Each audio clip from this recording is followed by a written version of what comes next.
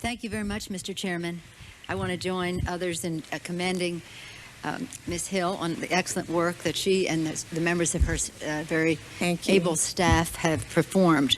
I hope that it is a comfort to the families to know how persistent and thorough the staff is in this investigation, in this inquiry. However limited it is strictly to intelligence. And as was mentioned earlier, there are other agencies of government beyond the intelligence community that need some review as well. The question of could it have been prevented, of course, is one that will haunt us as long as we exist as a country. And there's no good answer. The good news is the bad news. If the answer is no, it could not have been prevented, that means we're very exposed in the future. If it means yes, it could have been prevented, that's good news because that bodes well for the future, but is a tragedy, obviously, for the families. It's a tragedy in any event. But if it could have been prevented, we'll all be haunted by the guilt associated with that. And that's not even good enough punishment for us. There will be hell to pay. That's going up to September 11th. Post-September 11th, if any of these agencies of government in the intelligence community are not dealing honestly with us, and by that I mean being forthcoming with information, if, as Mr. Shelby says, there's other information to come that we don't know about now, I believe there will be hell to pay for them, because we all assume that everyone is doing their best to protect our country, and they must help us get to the bottom of this. I trust that they are helping us all they can, but we must continue the inquiry. I think, as one who originally supported an independent commission, I was the original author of it, and we passed in committee, we failed on the floor. The idea, I think, is an important one. However, it does not in any way undermine the important work of this inquiry.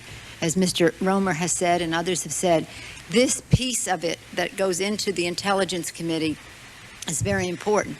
We could have had the best intelligence in the world, though, and what we found out was that, since September 11th, is that the hijackers and the Al-Qaeda knew something about us that we did not know about ourselves, and that is that we had tremendous exposure at the airports, that all 4 of these hijackings could have been successful, and remarkable. I find it remarkable that maybe one would get by, but 4 of them to succeed is, in their words, succeed, is remarkable to me. So my question to you, Ms. Hill, is on this subject. Your report is clear, but I would like to see if you could shed some further light as you were looking into this issue of the hijackers, and we'll go more into it in a couple of days. But did you see a distinction made between hijacking, as of course that's a predictable threat to us, and using airplanes as weapons as 2 distinct threats? Because from our perspective of many of us, a hijacking is still the loss of many, many lives and should have been taken as seriously as hijacking with intent to do further damage. Well, we certainly, when we went out looking for information and requesting information from the agencies, distinguished it because we were asking for information on the use of aircrafts as weapons. So that would imply more than the usual just hijack a plane to get somewhere or take hostages or whatever. But in terms of being prepared to address it, and your comments about why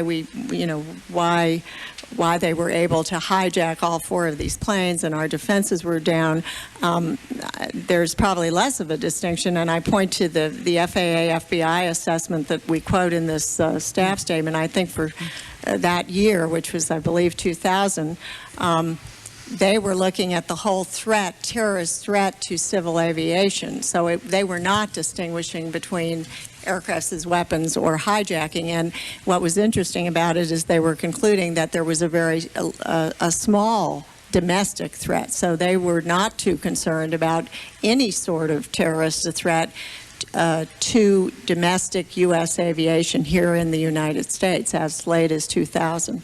Well, I find that to be a serious shortcoming, Right. separate and apart from not knowing the time and place and date. Right. The fact that the entire threat was minimized to that extent. So I do see the need, as I had said before, to assess the performance of any agency beyond the intelligence agencies, which have a responsibility to protect acts of terrorism and to look with fresh eyes and some innovative thinking on our intelligence and all other aspects of protecting the American people in this regard.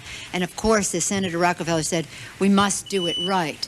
But I think doing it right also means protecting our civil liberties. So we have quite a challenge. And your presentation this morning and the work of your staff has been a valuable contribution. Thank you. Thank Look you. forward to